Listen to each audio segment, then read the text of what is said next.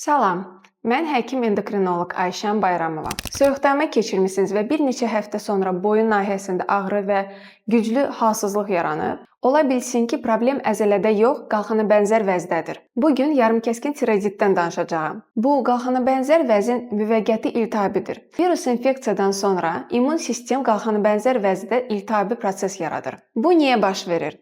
Virus infeksiyadan sonra immun sistem tiroiddə iltihabi proses yarada bilər. Bu vəziyyət xoşagəlməzdir. Amma əksər halda təhlükəli deyil və zamanla öz-özünə keçir. Hansı əlamətlər olur? Ən çox boyun nahiyəsində ağrı olur. Bu ağrı qulağa və ya çənəyə yayıla bilər. Hərarət qalxa bilər, ümumi halsızlıq və ürək döyünmə yarana bilər. Həstəliyin əvvəlində qalxana bənzər vəzin hormonları yüksələ bilər.